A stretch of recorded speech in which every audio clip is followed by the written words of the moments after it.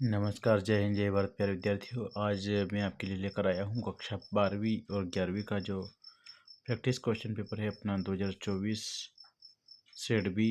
इसका जो प्रश्न क्रमांक है 6, प्रश्न क्रमांक 6 के अंदर fill in the blanks any 5 जो सेक्शन से अपना ग्रामर सेक्शन है, इसके मैंने ये लेकर आया हूँ। उसके बाद अपन एक एक क्वेश्चन को वन टाइप के 5-5 क्वेश्चन लेंगे। तो आइए हम बहुत ही कम समय के अंदर आपको मैं क्वेश्चन समझाता हूँ। आप ध्यान से सुनिए और इन प्रश्नों को समझने का प्रयास कीजिए।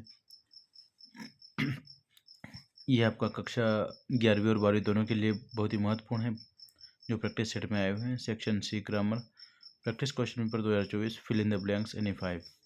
इसमें अपना पहला क्वेश्चन था आपका, how did you like living on island for 6 month.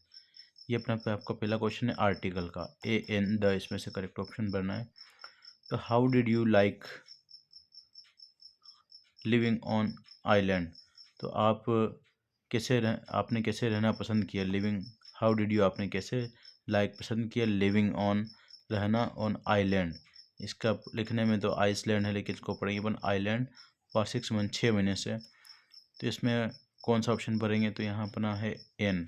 और एन क्यों भरा, क्योंकि इसमें आई एस जो आइलैंड है ये स्वर, तो अपने को इसमें ध्यान रखना है स्वर ध्वनि से प्रारंभ होने वाले शब्द से पहले, नाउन से पहले अपन एन का प्रयोग करेंगे, और व्यंजन से पहले जो प्रारंभ होगा उसके पहले ए का प्रयोग करेंगे। तो अपन ने यहाँ पर एन किया। और द तो आपको पता है ये यूनिवर्सल थिंग्स जो होती है वर्ल्ड में, जो एग होती है उनके आगे पदों के नाम से पूर्व द का प्रयोग करते हैं। तो ये अपना इसमें आपके पास जितना भी एक क्वेश्चन आए उसमें आपको एन भरना है। अगले प्रश्न की ओर बढ़ते हैं। This is the man delivers fresh vegetables daily. अब इसमें हूज और होम, या इन शब्दों को क्या बोलते हैं आपको पता होगा। इनको बोलते हैं रिलेटिव प्रोनाउन, संबंधवाचक सर्वनाम। इसमें से अपने कौन सा पढ़ना है। हूँ मतलब यहाँ पर इसके मीनिंग हुआ, हूँ मतलब जो, हूज मतलब जिसका, और होम होता है जिसके। दिस इज द मैन, आप प्रश्न को समझिए। दिस इज द मैन, ये वही, दिस इज द मैन ये आदमी है, delivers fresh vegetables daily. Delivers मतलब देता है, फ्रेश ताज़ी सब्जियां रोज़, ये वही आदमी है रोज़ ताज़ी सब्जियां देता है। इसमें हूँ, हूँज और होम, इसमें से आएगा अपना करेक्ट आंसर अपना हूँ, क्योंकि दिस इज़ द मैन ये वही आदमी है, हूँ डिलीवर्स जो देता है रोज़, जो ये वही आदमी है जो रोज़ ताज़ी सब्जियां देता है। क्योंकि इसमें हूँज और हुम नहीं, क्योंकि हूँज का मीनिंग होता है जिसका, तो ये सूटेबल नहीं है। हुम होता है जिसके, तो ये भी सूटेबल नहीं है, तो अपना करेक्ट ऑप्शन है हुआ। तीसरा क्वेश्चन की ओर बढ़ते हैं। The traffic rules be followed must should और कैन। द ट्रैफिक रूल्स, जो ट्रैफिक यातायात के नियम है उनको रूल्स बी फॉलोड पालन करना चाहिए। तो मस्ट शुड और कैन, तो ये जो शब्द है इनका नाम होता है मॉडल वर्ब्स, इनको बोलते हैं मॉडल्स। मस्ट और शुड का दोनों का मीनिंग होता है चाहिए, और कैन का मीनिंग होता है सकना। लेकिन मस्ट और शुड में दोनों में जो एक डिफरेंस होता है, मस्ट का प्रयोग केवल अनिवार्यता दर्शाने के लिए किया जाता है, और शुड का प्रयोग केवल सलाह देने के लिए।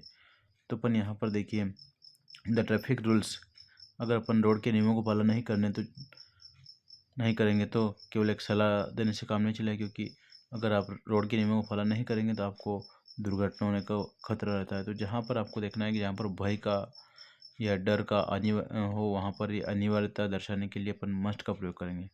The traffic rules must be followed, कि रोड के नियमों का पालन किया ही जाना चाहिए, इसलिए यहाँ पर मस्ट मतलब चाहिए ही। अगला प्रश्न की ओर बढ़ते हैं, जो था place the pen the table. Place मतलब रख दीजिए द पेन को, द टेबल टेबल पर इन एट ऑन। यहाँ पर इन मतलब होता है में के सेंस में, एट मतलब पर, लेकिन ये स्थान के लिए, और ऑन मतलब पर के ऊपर के सेंस में। और इन तीन जो शब्द होते हैं इनका नाम होता है प्रीपोजिशन बोलते हैं इनको। इसके अंदर बहुत सारे वर्ड होता है, बिटवीन, अमोंग, सेंस फॉर, ये जितने भी सारे शब्द हैं अपन इनको प्रीपोजिशन कहेंगे। तो यहाँ पर अपना प्लेस द पेन, पेन को रख दीजिए। कहाँ पर रखेंगे पेन को, टेबल के नीचे रखेंगे किस स्थान पर, तो यहाँ पर अपना करेक्ट आंसर ऑन, मतलब टेबल के ऊपर पेन को रख दीजिए, वस्तु के ऊपर। 5वां क्वेश्चन की ओर बढ़ते अपन। We were late for the show, कि वी वर लेट, हम देर हो गए थे, फॉर द शो, जो इस शो के लिए हमें लेट हो गए थे। We didn't take a taxi, हमने टैक्सी नहीं ली। एंड बट और, वी वर लेट, हम मतलब हमें देर हो चुकी थी, विलम्ब हो चुका था, फॉर द शो, इस शो के लिए, उस शो के लिए। We didn't take a taxi, ये past definite tense, we didn't हमने नहीं ली टेक ए टैक्सी, लेकिन हमने एक टैक्सी नहीं ली। तो यहाँ इनको जो एंड बट और बिकॉज जितने भी शब्द होते हैं इनको बोलते हैं कंजंक्शन, इनको बोलते हैं संबंध बोधक समुच्चय बोधक अवयव, जो दो वाक्यों को, दो शब्दों को, दो उपवाक्यों को जोड़ने का काम करते हैं। एंड बट और, तो यहाँ पर एंड का मीनिंग होता है और किस, और बट का मीनिंग होता है लेकिन, किंतु, परंतु, और का मीनिंग होता है या। तो यहाँ पर अपना जो करेक्ट एक्शन, जो अपना करेक्ट वर्ड है बट, लेकिन किंतु कहो, इसको परंतु कहो। We were late for the show, हम इस शो के लिए लेट हो गए थे, हमको देरी हो गई थी, लेकिन हमने टैक्सी नहीं ली। ये तो आप इसके साथ इसके मीनिंग पर भी ध्यान दीजिए। अगला प्रश्न, लास्ट क्वेश्चन है अपना। The children in the field now has played, are playing और प्लेस, ये इसके ऑप्शन दे रखे, हैज़ प्लेड, आर प्लेइंग और प्लेस।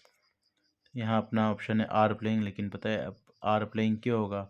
देखो यहाँ पर द चिल्ड्रन है, चिल्ड्रन बहुवचन है, और यहाँ पर इससे पता चलता है कि कंटिन्यूस टेंस के साथ आता है इज, एम, आर और आईएनजी फॉर्म। तो यहाँ पर अपने को पता चल रहा है कि नाउ मतलब अभी की बात हो रही। The children are playing in the field now, अगर ये नाउ नहीं होता है, अगर नाउ नहीं होता तो हेज भी गलत है, और यहाँ पर प्लेस भी गलत है, क्योंकि वर्ब का S S form first form में आता है। यहाँ पर अगर चाइल्ड होता तो यहाँ पर अपन, और ये नहीं होता तो अपन प्लेस लगाते हैं, लेकिन यहाँ पर दिया है नाउ दिया, इससे पता चल रहा है कि वर्तमान की बात हो रही है। तो वर्तमान कंडीशन को, कार्य को शो करने के लिए प्रेजेंट कंटिन्यूस टेंस का प्रयोग करते हैं। The children are playing in the field now, कि बच्चे अभी खेत में खेल रहे हैं, बच्चे अभी खेत में खेल रहे हैं, ये इसका करेक्ट आंसर। इस प्रकार से देखिए आपके 7 मिनट के अंदर जो 5-6 क्वेश्चन अपने किए हैं, ये कक्षा 11वीं और 12वीं की जो बोर्ड की और जो स्थानीय परीक्षाएं, इन दोनों के लिए बहुत ही महत्वपूर्ण है। तो मेरे प्यारे विद्यार्थियों, आप सभी इनको ध्यान से देखिए और इनको अपने सभी मित्रों के पास शेयर करिए, ताकि सभी का इसका फ़ायदा मिल सके। जय हिंद, जय भारत। और अगर आपके कुछ क्वेश्चन हो तो आप मुझे कमेंट कर सकते हैं या डायरेक्ट कांटेक्ट कर सकते हैं।